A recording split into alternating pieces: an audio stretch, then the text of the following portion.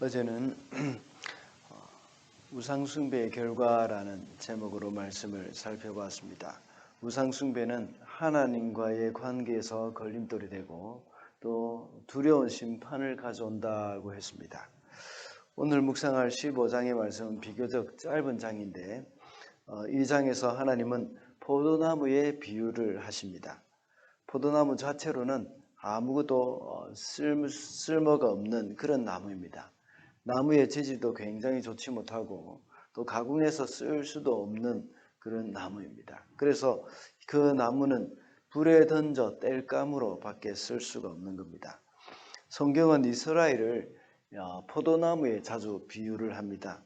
오늘 본문에서도 역시 유다 백성을 포도나무에 비유하여서 말씀을 하고 있습니다. 이 포도나무의 유일한 그런 가치는 나무의 줄기를 이용하기 때문이 아니라 열매를 보기 위한 것입니다. 5절까지 먼저 무익한 포도나무에 대해서 말씀을 하고 곧이어서 6절과 7절에서 그 무익한 포도나무가 바로 예루살렘 주민들이라는 것을 말씀하고 있습니다. 그와 같이 이스라엘도 역시 하나님이 원하시는 것은 열매입니다. 어떤 열매이겠습니까? 바로 거룩의 열매죠. 그들은 다 타락해서 하나님께 범죄하여서 그렇게 이 하나님께 심판을 받을 날을 기다리고 있는 그들이라고 볼 수 있습니다. 그런 가운데서 그들이 맺어야 할 것은 거룩함으로 하나님 앞에 나아가는 것입니다. 그래서 오늘은 이 거룩의 열매를 맺으라는 제목으로 말씀을 살펴보도록 하겠습니다. 첫째로 거룩의 열매는 하나님의 백성이 맺어야 할 열매이기 때문입니다. 2절에 보면 사람아 포도나무 삼림 가운데 있는 그 덩굴이 다른 모든 나무에 비해 나은 점이 있느냐. 오늘 본문의 말씀은 포도나무가 다른 모든 나무에 비해서 전혀 나은 것이 없다는 것을 말씀하고 있습니다. 포도나무는 그 자체로는 다른 나무와 비교될 수 없는 그런 나무입니다. 나무 줄기가 삐뚤삐뚤하고 굽어 있어서 그것을 오늘 말씀드린 대로 덩굴이 되어 있습니다. 그래서 그 포도나무를 베어서 쓸 수가 없는 겁니다.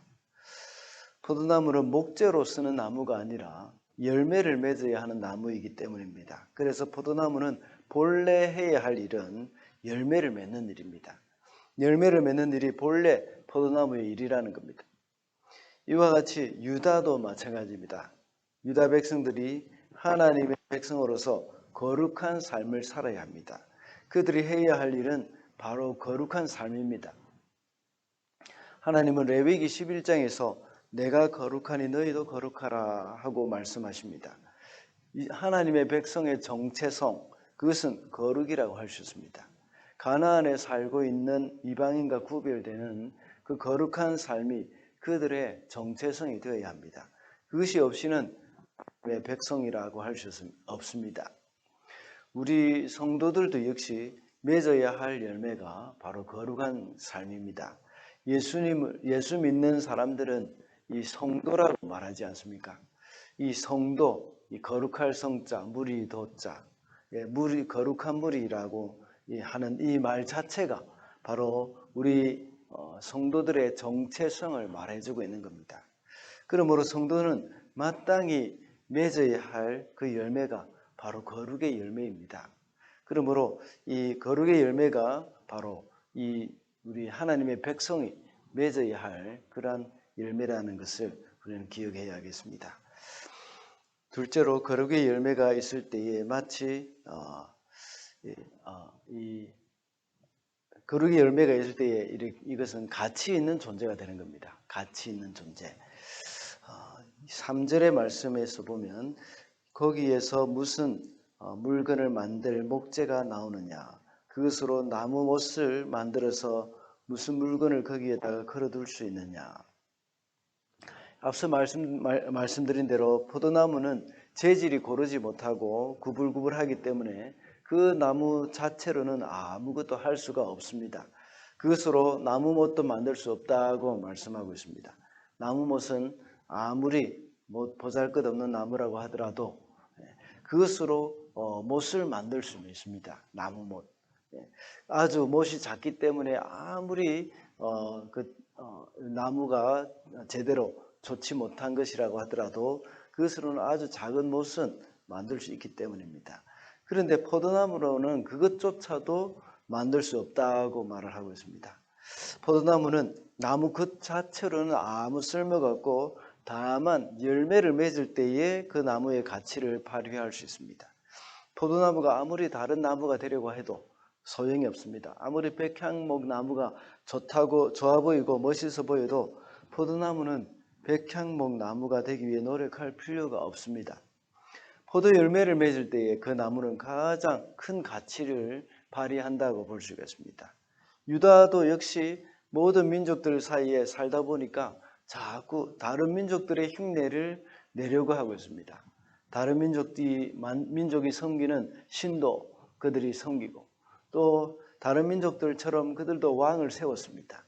그러나 그렇게 하는 것이 그들로 하여금 가치 있게 해주는 것이 아니었습니다. 그들이 해야 할 일은 바로 거룩한 삶을 사는 것, 그것이 가장 가치 있는 삶을 사는 것이었습니다.